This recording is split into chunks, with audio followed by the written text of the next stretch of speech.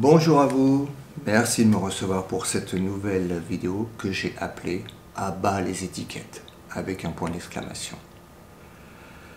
Pourquoi porter des étiquettes qui nous différencient les uns les autres alors que pour Dieu nous sommes nommés des croyants? Nous sommes aussi nommés des bien-aimés et des saints et des enfants. Et rien de plus. Et c'est suffisant pour apprécier l'immense bénédiction dont nous sommes les objets.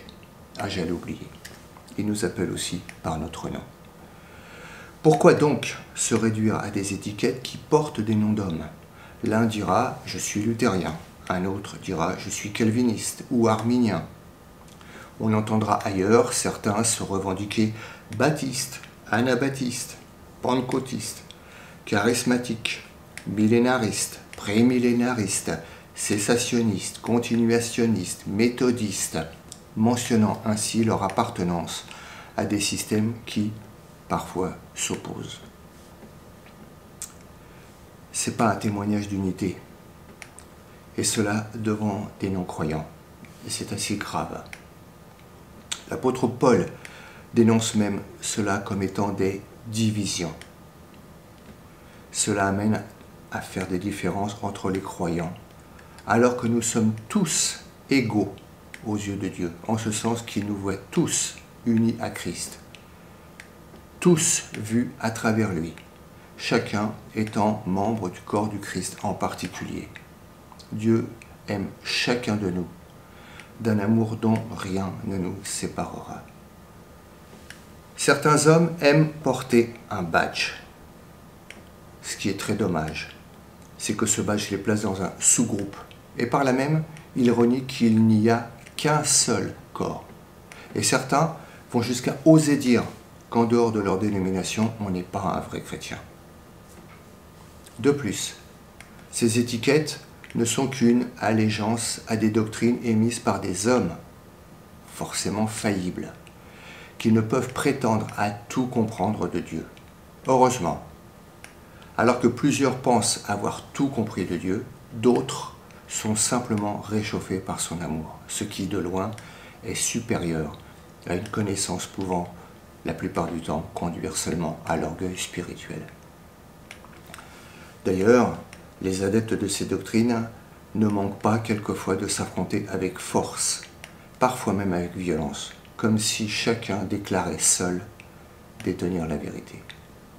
Il ne faut donc pas oublier, je l'ai déjà dit, que ces doctrines ne sont qu'une tentative d'homme pour comprendre la pensée de Dieu, des pensées qui ne sont pas les nôtres. Aussi pieux que soient ces hommes, il n'en reste pas moins imparfaits. Un peu d'humilité et de respect mutuel seraient les bienvenus dans les débats que nous pouvons avoir les uns avec les autres. Et cela même lorsque certaines doctrines reposent sur une torsion évidente des Écritures.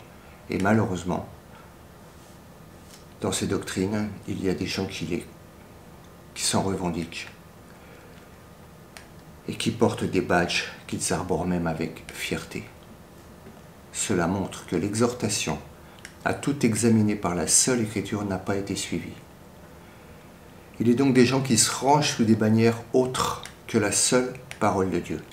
Ils se placent sous la bannière de ce qui n'est qu'une interprétation, je le répète, forcément humaine et incomplète, à laquelle ils ont adhéré, parfois en ayant été séduits.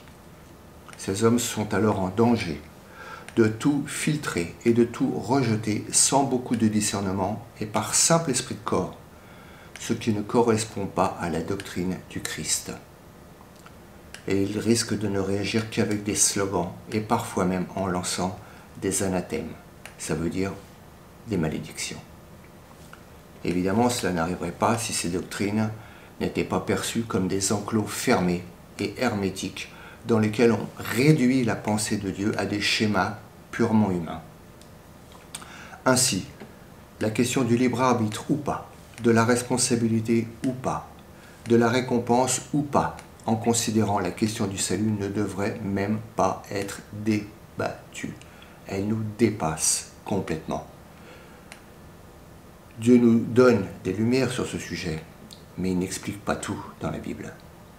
Il faut seulement voir dans ces doctrines de simples convictions, comme chacun d'ailleurs est appelé à en avoir par le moyen de l'écriture, d'une écriture sérieusement étudiée.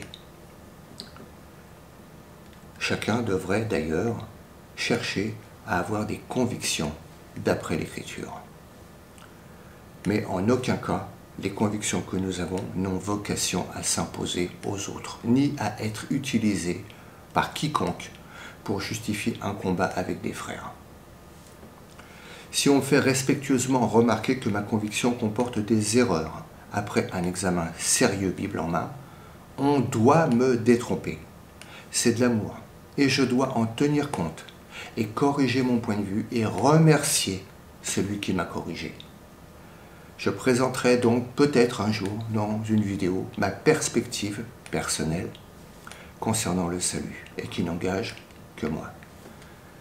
Ce qui est dommageable, ce sont ceux qui prennent les armes pour défendre une doctrine qu'ils ont pris comme argent comptant, sans l'examiner, ni peut-être même sans la comprendre. Se voir à travers ce qui nous différencie provoque souvent des disputes, des médisances, des jalousies et n'est pas propice au fait de s'aimer les uns les autres, ce qui est la volonté de Dieu. Celui qui n'aime pas son frère, il est écrit qu'il demeure dans la mort. Et tout homme qui déteste son frère est même nommé un meurtrier. Et on lit qu'aucun meurtrier n'a la vie éternelle en lui.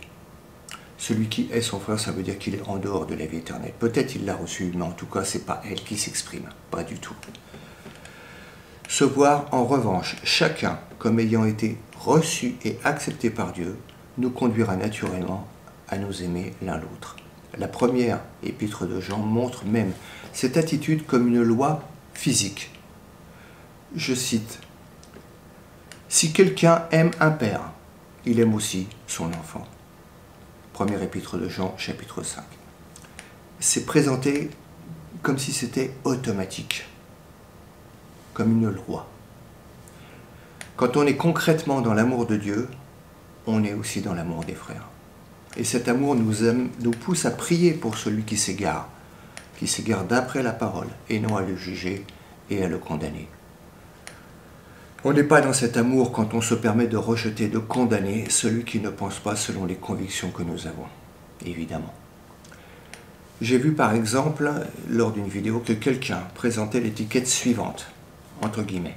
Le calvinisme est la seule vraie religion. Quand on lit ça, ça veut dire que les autres religions, entre guillemets, les autres manières de voir ne sont pas vraies.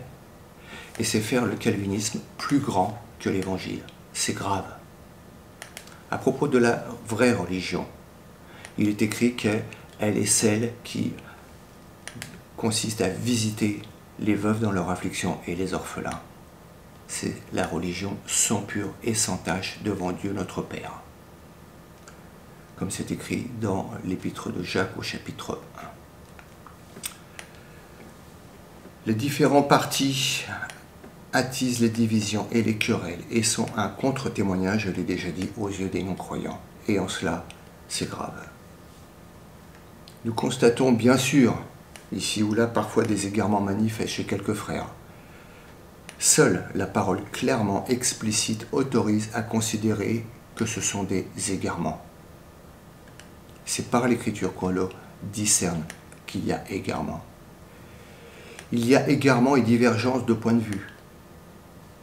Ce sont des choses différentes. Les divergences de vue par rapport à une doctrine ne sont des égarements que pour celui qui oublie qu'aucune doctrine ne peut prétendre à être la compréhension totale et infaillible de la pensée de Dieu. Il est notoire qu'un attachement prioritaire à une doctrine forcément humaine engendre un esprit sectaire. Ce genre d'esprit sectaire se montre volontiers orgueilleux, intolérant, belliqueux, sec, dénué de miséricorde, prompt à juger pour condamner, excommunier. Tout cela au mépris de l'enseignement de Jésus le plus élémentaire, qui est d'aimer son prochain. Je rappelle que notre lutte n'est pas contre la chair et le sang, mais contre les puissances spirituelles de méchanceté qui sont dans les lieux célestes. C'est ce qu'oublient ceux qui partent en croisade. Ainsi, nous devons être doux envers ceux qui se trompent et être humbles devant ceux qui ne pensent pas exactement comme nous. Et voici ce que commande l'Écriture sur ce sujet. Elle nous enseigne à enseigner avec douceur les opposants, attendant si Dieu peut-être ne leur donnera pas la repentance pour reconnaître la vérité. Quant aux hommes sectaires, selon l'Écriture, la même Écriture nous enseigne une attitude que nous devons observer à leur égard. Rejette l'homme sectaire après une première et une seconde admonestation, sachant qu'un tel homme est perverti et pêche, étant condamné par lui-même. Épître de Tite, chapitre 3, verset 10. Il est perverti non principalement à cause de ce qu'il dit, mais à cause de son intransigeance manquant de grâce et d'amour. Et je prie pour un tel homme. J'en connais. Qui peut prétendre être en mesure de tout avoir compris la pensée de Dieu tout en manquant d'amour? Seul un aveugle quant à lui-même s'y risquera. Le sage, lui, il aime être repris. Qui aime l'instruction aime la connaissance. Et qui déteste la répréhension est stupide. Que le Seigneur ne nous abandonne pas à la dureté de nos cœurs, à notre manque de miséricorde. Jésus, notre bon berger, part à la recherche de sa brebis égarée, et il la trouvera, car elle est à lui, et qu'il n'en perd aucune de ce que le Père lui a confié. Et il la ramènera, donc, car elle l'écoutera, parce qu'elle est sa brebis. Personnellement, je ne me soucie pas du tout de savoir si je suis luthérien ou calviniste ou arménien ou de tout autre nom d'homme. Je ne me confie qu'en Christ et pour tout, et cela me laisse en paix et me suffit.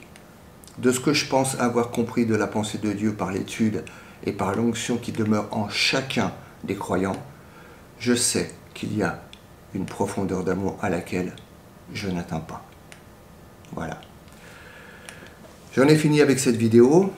J'espère qu'elle aura remis, comme on dit, l'église au centre du village et qu'ainsi, on devrait pouvoir être amené à considérer que lorsque nous avons devant nous des prédicateurs qui manquent d'amour, par définition, il leur manque quelque chose. Et que dans ce manque d'amour, leur égarement, souvent il est manifeste. Voilà. Alors, soyons vigilants, soyons comme les Béréens qui examinaient attentivement avec l'Écriture tout ce qu'ils entendaient, tout ce qu'on leur disait. Voilà, qu'il en soit de même pour nous tous, et nous serons gardés dans le vrai enclos, la vraie bergerie du Seigneur. Voilà, je vous souhaite donc une bonne fin de journée, et à bientôt pour une nouvelle vidéo peut-être. Au revoir.